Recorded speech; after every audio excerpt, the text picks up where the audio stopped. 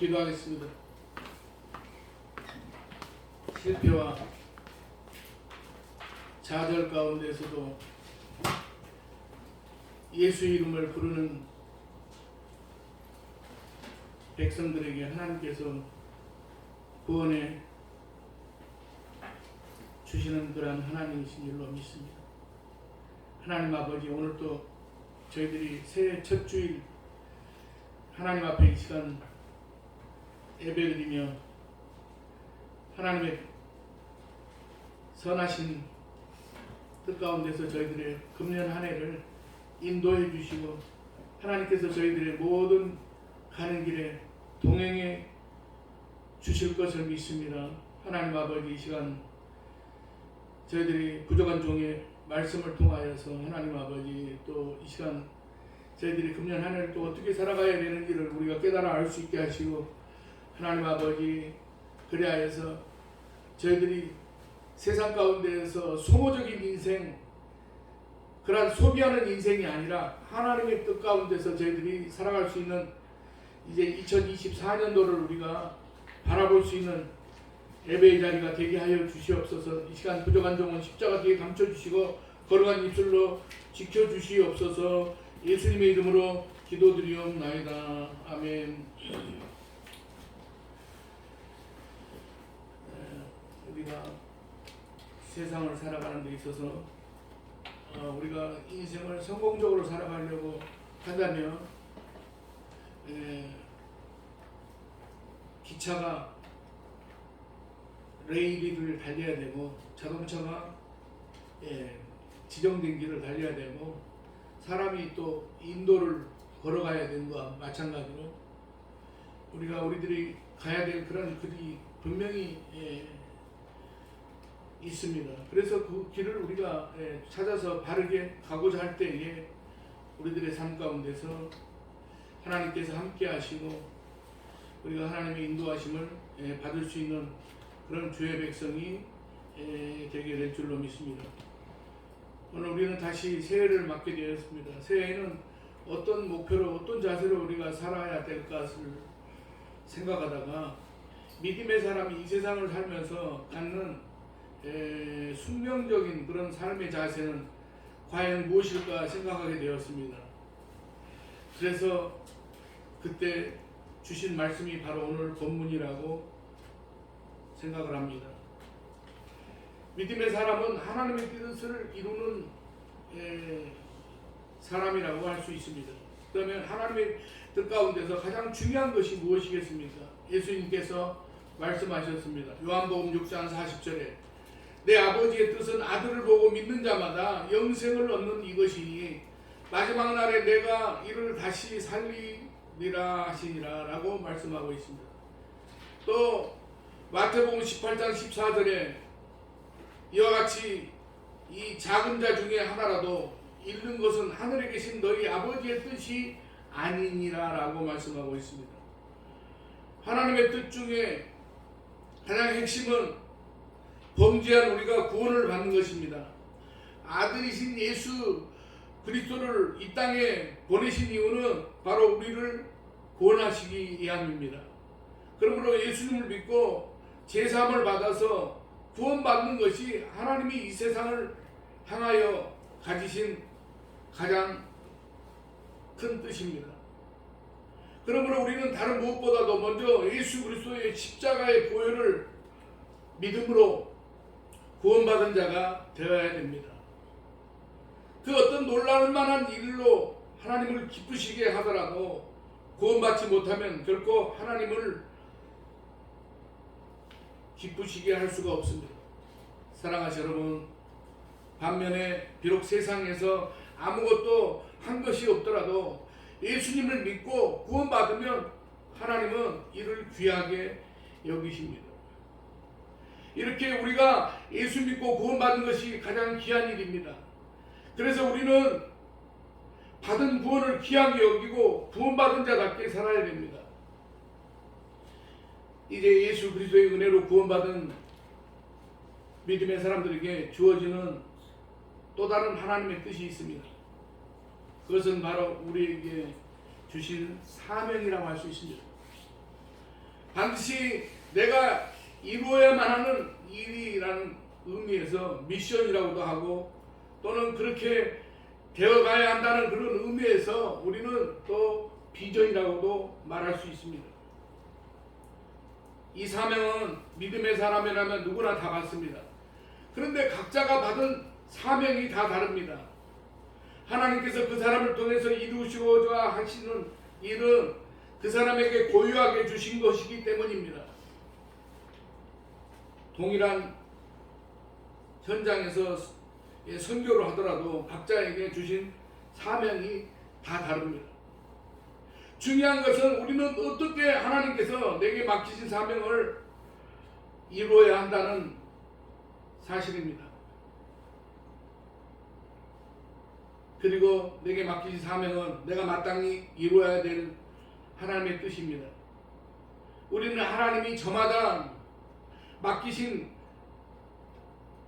이 하나님의 뜻을 이루는 삶을 살아야만 합니다. 그래서 믿음의 사람은 모두 다 사명자입니다. 그런데 각자에게 맡기신 사명을 이루어 나가는 그런 과정에서 모두가 가져야 될 자세가 있습니다. 사랑하시는 여러분, 사명은 저마다 다르더라도 그 사명 곧 하나님이 내게 주신 뜻을 이루기 위하여 가져야 될 자세는 공통적인 요소를 갖고 있습니다. 따라서 이것이야말로 믿음의 사람이 이 세상에서 사명자로 살아야 한다는 숙명적인 그런 삶의 자세입니다. 그러면 그게 무엇이겠습니까? 우리가 너무나 잘 알고 있는 오늘의 본문입니다. 항상 기뻐하라, 쉬지 말고 기도하라, 범사에 감사하라. 이는 그리스도 예수 안에서 너희를 향하신 하나님의 뜻이니라. 사명자가 가져야 될 삶의 자세가 바로 항상 기뻐하고 쉬지 말고 기도하고 범사에 감사하는 것이라고 합니다. 이것이 또한 예수 그리스도 안에서 우리에게 향하신 하나님의 뜻이라고 합니다. 사랑하는 여러분, 우리는 다시 이제 새해를 시작했습니다. 우리들이 새해를 맞아서 여러 가지 좋은 계획들을 많이 세웠겠지만은 그 계획이 우리들의 사명과 얼마나 연결되어 있는가를 생각해 보시기 바랍니다. 그리고 그 계획들을 통해서 우리들이 이뤄나가는 사명을 생각해 보시기 바랍니다. 그리고 이것을 제대로 이루려면 오늘 본문에서 하나님의 뜻이라고 말씀하는 항상 기뻐하고 쉬지 말고 기도하고 범사에 감사하는 그런 삶의 자세를 가져야만 합니다. 그래서 오늘은 하나님의 뜻을 이루는 삶이라는 그런 말씀의 제목을 우리 2024년도에 신년의 표어로도 삼아서 오늘 본문을 생각해 보도록 하겠습니다. 우리에게 주신 사명이 하나님의 뜻하고 그 사명을 이루기 위하여 가져야 될 삶의 자세가 또한 하나님의 뜻이라는 것입니다. 그 자세를 하나씩 말씀드리도록 하겠습니다. 첫 번째는 항상 기뻐하는 것입니다. 항상 기뻐하는 것.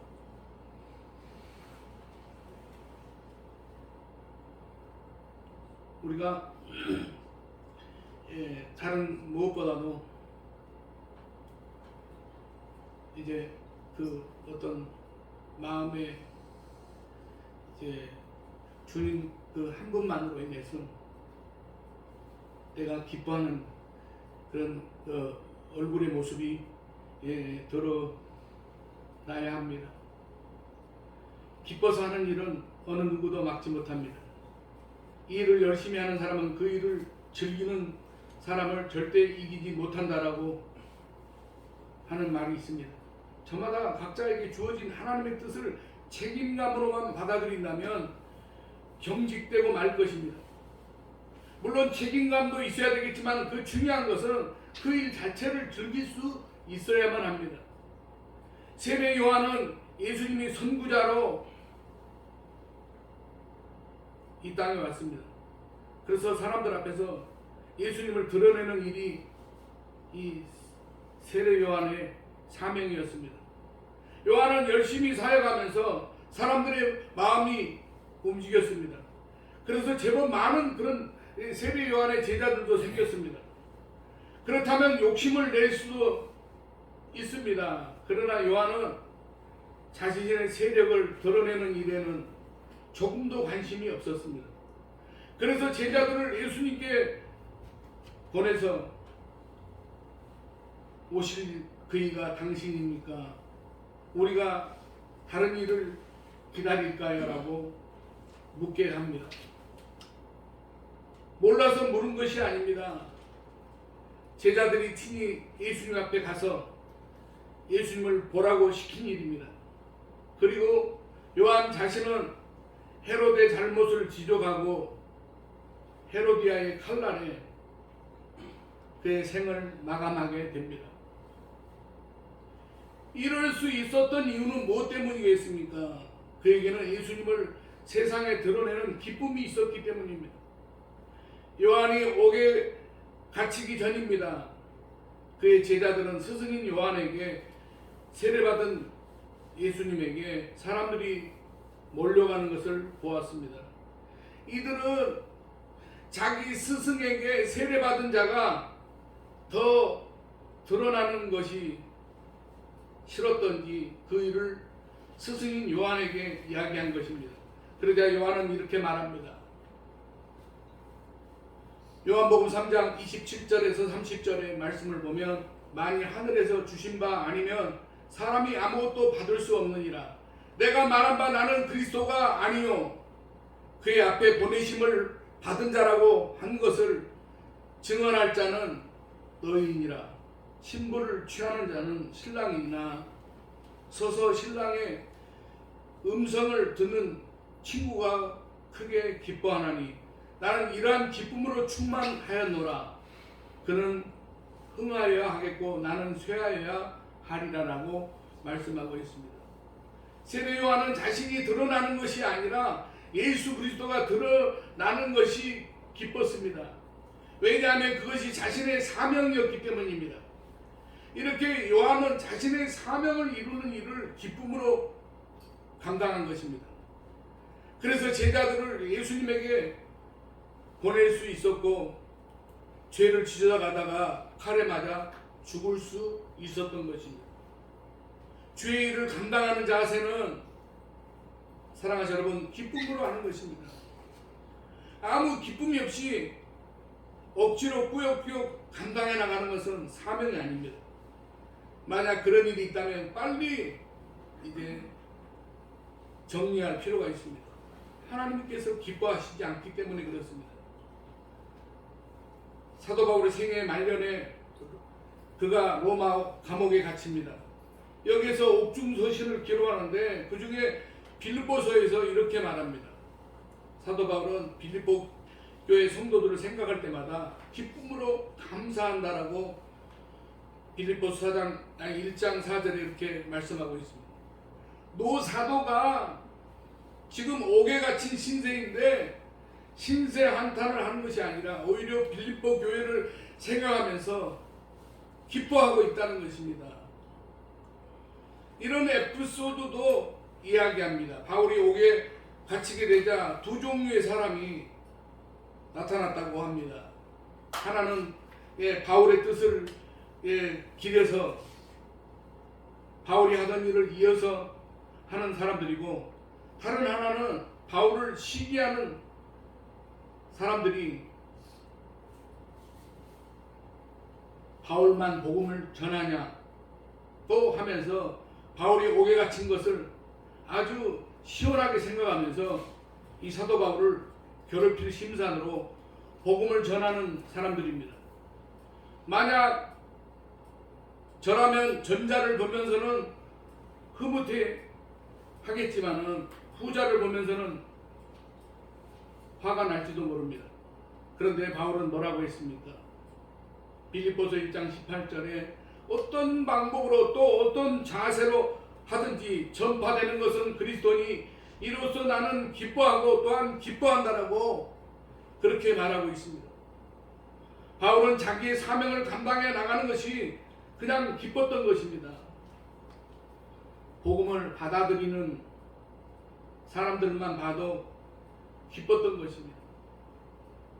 바울은 복음을 전하지 못하게 되는 상황에서 복음이 이루어지는 것을 기뻐하고 또 기뻐했습니다. 바울은 이렇게 사명을 책임감으로 감당한 것이 아니라 기쁨으로 감당했습니다. 사랑하는 여러분, 오늘 본문은 항상 기뻐하라고 합니다. 믿음의 사람은 자신이 맡은 사명을 감당하는 일에 기뻐함으로 감당해 나가야 됩니다. 이 일이 잘 돼서 기뻐하는 것이 아니라 그 일을 감당하는 자세를 기뻐하는 것입니다. 그러면 그에 상응한 열매가 맺히는 것입니다. 사랑하는 여러분, 믿음의 사람은 모두에게 사명이 있습니다. 중요한 것은 이 사명을 감당할 힘은 그것을 기뻐하며 즐거워하는 데 있습니다. 어떠한 상황이 오더라도 기뻐하는 것입니다. 항상 기뻐하는 성도는 온갖 어려움 속에서도 멈추지 않습니다. 그런 믿음의 사람을 세상은 감당할 수 없는 것입니다. 그런 믿음의 사람을 하나님께서 맡기신 일을 감당할 수 있는 것입니다. 사랑하는 여러분, 저와 여러분은 주님의 십자가 보혈로 구원을 받았습니다. 그렇기 때문에 우리가 감당해 나가야 하는 그 일을 즐거워하며 해 나가야만 합니다. 항상 기뻐하라. 이것이 우리가 하나님의 뜻을 감당해 나가는 믿음의 자세라는 점을 결코 잊지 마시기를 바랍니다. 두 번째로, 하나님께 주신 뜻을 이루기 위한 우리의 자세는 쉬지 말고 기도하는 것입니다. 사명은 그냥 감당하는 것이 아닙니다. 재능이나 열정만으로 감당하는 것이 아닙니다. 우리가 무슨 일을 할 때 재능이나 기술을 갖추는 것은 중요하게 생각합니다. 물론 어떤 일을 이루려면 필요한 자격 조건과 그 일을 이룰 수 있는 기술을 가져야 됩니다. 일은 주어졌는데 그것을 이루어낼 실질적인 그런 능력이 없다면 그것처럼 낭패가 없습니다. 옛날에 이 나이 먹은 어른들이 기술을 배워라, 그래야만 먹고 산다는 말을 했습니다. 기술을 배우려면 땀을 흘려야 하지만은 기술만 있으면 먹고 사는 것은 걱정 안 한다는 말입니다. 기술이 없으면 정규 직으로 갈 수가 없습니다. 기술은 중요합니다. 그래서 세상 교육은 기술 교육에 치중합니다. 그런데 하나님의 일은 그 기술로만 이루어지는 게 아닙니다. 하나님이 주신 사명은 당연히 그것을 감당해 나갈 기술이나 능력을 갖춰야 되지만은 그럴 능력과 기술을 갖췄다고 누구나 사명을 감당할 수 있는 것은 아닙니다. 가장 쉽게 목사를 예를 들면 목회하라는 그런 이제 그 사명을 받으면 곧바로 이제 목회를 할 수 있는 것이 아니라 어떻게 해야 됩니까? 훈련을 받아야 되지 않겠습니까? 신학교에 들어가야 됩니다. 신학교에 가서 목회에 필요한 능력과 기술을 위해서 신학과 목회학을 배워야 됩니다. 학교를 졸업하고 최소한의 그 신학 과정을 훈련받은 후에야 목회자의 자격이 됩니다.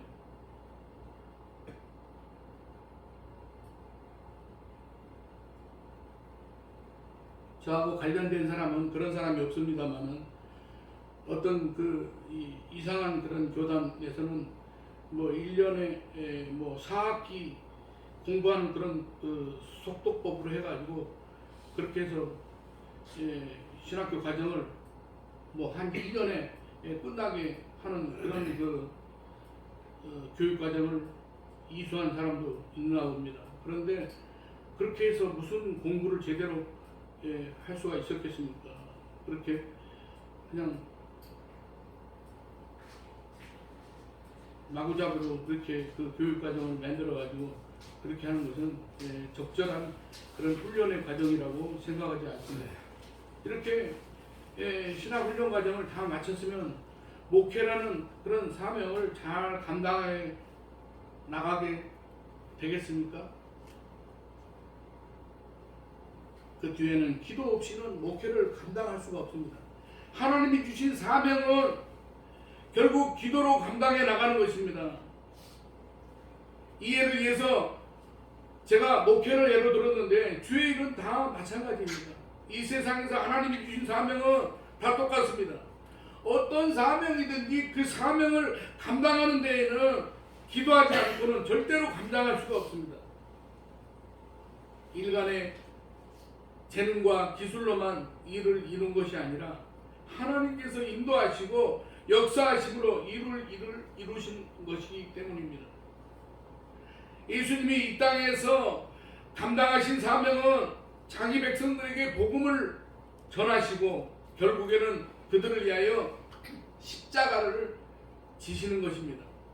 이 일을 감당하기 위해서 주님께서 힘쓰셨던 것은 우리가 잘 아는 대로 바로 기도하시는 것이었습니다.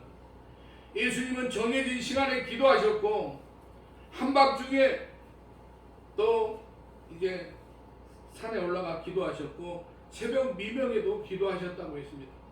중요한 일을 앞두고는 특별히 더 기도하셨습니다. 기도하심으로 사명이 더욱 선명하게 이제 자신에게 새겨졌고 또한 기도함으로 하나님께서 역사하셔서 그 사명을 감당하게 하심을 느끼셨습니다. 사랑하시는 여러분, 우리도 똑같습니다. 주의 일을 기도하면서 감당해 나가야 됩니다. 특별히 오늘 본문은 쉬지 말고 기도하라는 말씀을 합니다. 사명을 감당하는 자들은 기도하기를 쉬는 죄를 범하지 말아야 됩니다. 사랑하시는 여러분, 기도한다 그러니까 꼭 교회 나가서 기도해야 되고 골방에 들어가서 기도해야 되고 뭐 어디 기도원 가서 기도해야 되고 그런 것도 물론 중요합니다만은 우리는 무시로 눈을 뜨고도 운전을 하다가도 또 여러 가지 우리가 이 자세를 가지고 또 어떤 구별된 그런 공간에서 아니면 또 걸어가다가도 바쁘면 그렇게 기도할 수 있어야만 합니다. 사랑하시는 여러분, 우리는 너무나 연약합니다. 우리는 구원받았음에도 여전히 부족합니다. 그런데도 걸어간 죄를 감당할 수 있는 것은 쉬지 않고 기도할 때 가능합니다. 이렇게 쉬지 않고 기도함으로써 사명을 감당해 나가는 것이 바로 하나님께서 우리에게 향하신 기쁘신 뜻이라는 사실을 믿으시기 바랍니다. 세 번째로 하나님께서 주신 뜻을 이루기 위해서 우리가 유지해야 하는 자세는 모든 일에 감사하는 것입니다. 모든 일에 감사하는 것. 사랑하시는 여러분, 진정한 감사는 자기가 감당하고 있는 일이 무엇이든지 아는 자만이 할 수 있습니다. 우리가 사명을 감당한다고 하지만은 때로는 넘어지고 쓰러질 때가 있습니다. 그런데도 하나님께서 인도하시는 것을 보는 사람은 그렇게 넘어졌을 때에도 하나님께 감사할 수 있습니다. 세상 사람들은 실패할 수밖에 없다고 위로를 건넵니다. 그런데 하나님의 뜻을 알고 주님의 일을 하는 사람은 사람들이 실패라고 말하는 자리에서도 오히려 감사를 드립니다.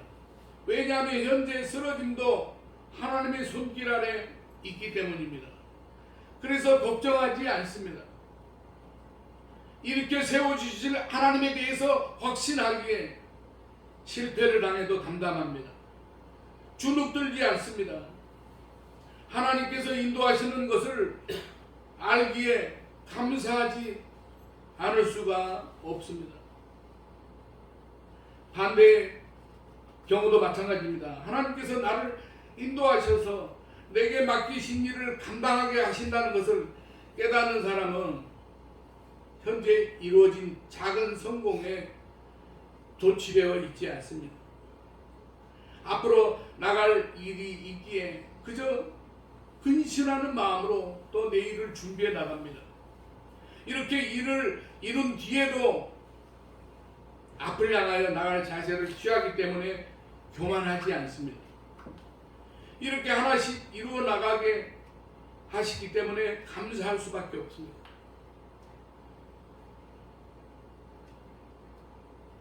하나님이 걷게 하신 사명의 길 위에 있기에 작은 실패든지 아니면 작은 성공이든지 이런 것들에 일비하지 않습니다.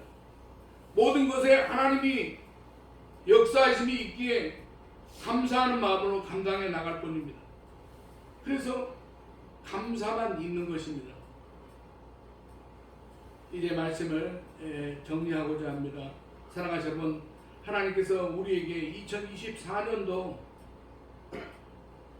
시작하면서 저희들에게 사명을 주셨습니다. 우리가 2024년도 사명을 감당하는 건 먼저 하나님을 향한 우리의 자세가 선명해야 됩니다. 그것은 하나님의 뜻이 나의 자세가 되는 것입니다. 항상 기뻐하는 모습으로 사명을 감당해 나가야 합니다. 쉬지 않고 기도하는 모습으로 사명을 감당해 나가는 것입니다.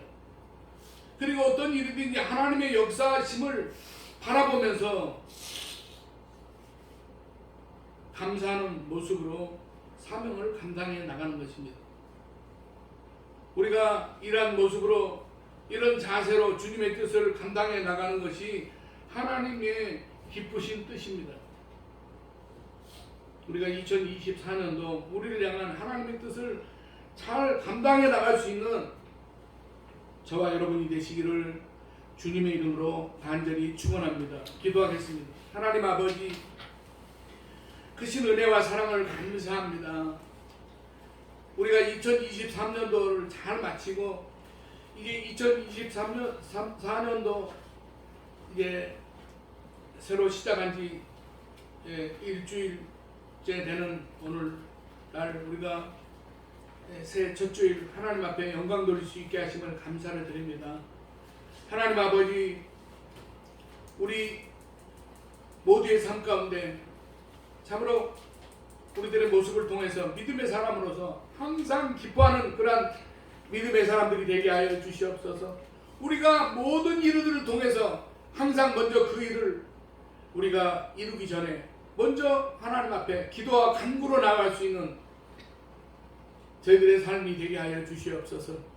하나님 아버지, 또한 모든 것들을 통해서 하나님께서 우리와 함께 하시고 우리들을 인도해 주시는 하나님이시라는 것을 우리가 깨달아 알면서 하나님 아버지, 우리가 모든 일들을 통해서 범사에 항상 감사하는 그러한 믿음의 걸어간 지체들이 다 되게 하여 주시옵소서. 그래야해서 2024년도는 하나님 아버지, 우리들의 모든 그러한 삶을 통해서 하나님의 뜻을 이루는 그러한 2024년도에 모든 삶이 되게 하여 주시옵소서. 예수님의 이름으로 기도드리옵나이다. 아멘.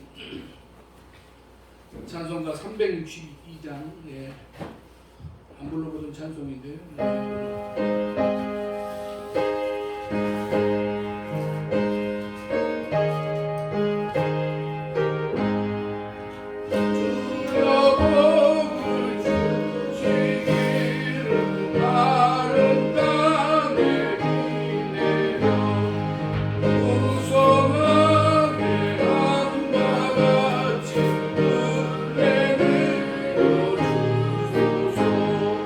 내게로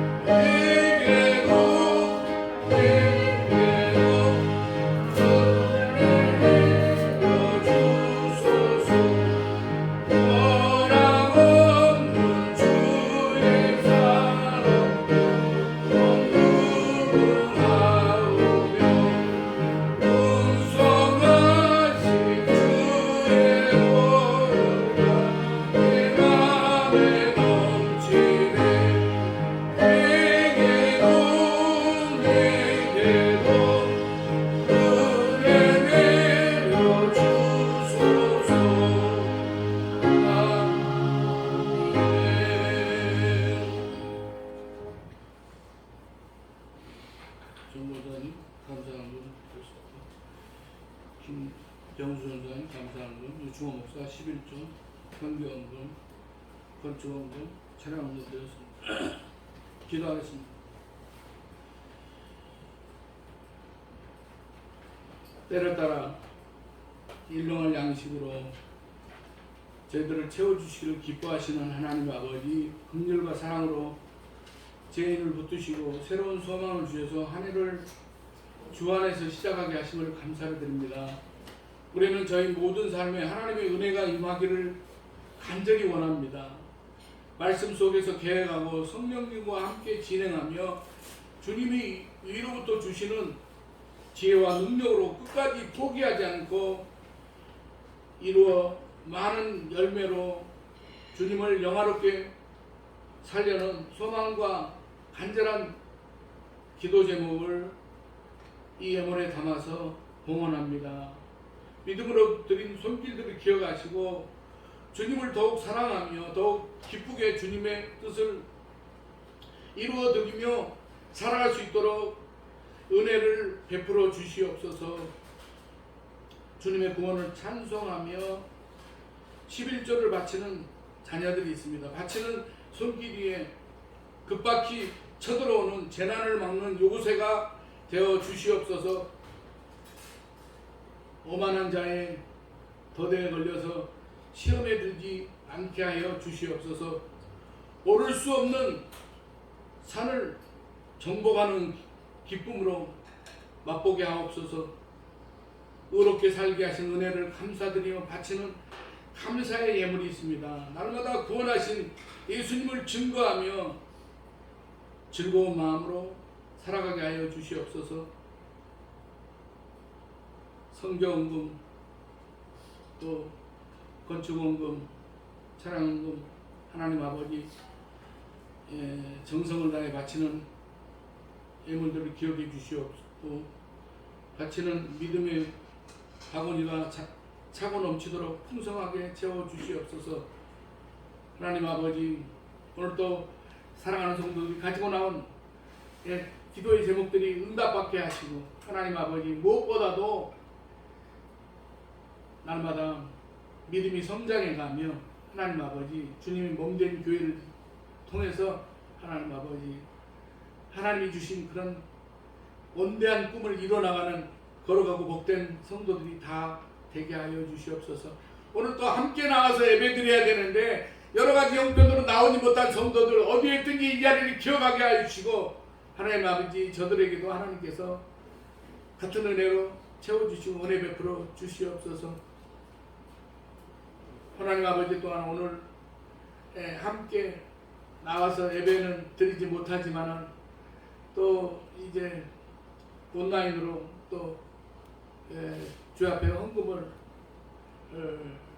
하신 우리 김사인 권사님, 하나님께서 이제 노경에도 날마다 하늘의 기쁨과 평안을 주시고 하나님 아버지 이 땅에서 존귀한 그런 하나님의 사람으로서 하나님 아버지 참으로 권사님의 모든 이제 가정에 하나님께서 참으로 일마다 때마다 지키시고 보호하시고 인도하시며 하나님 아버지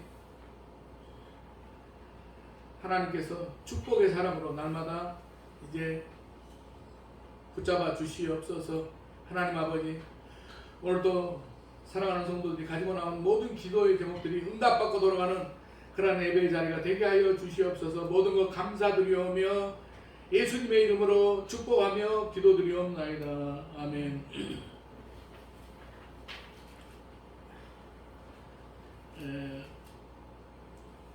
특별한 광고는 없고 주보에 참조하시기 바랍니다. 오후 예배 꼭 많이 참석해 주시기 바랍니다. 635장 찬송 부른 다음에 축도 한번 마치겠습니다.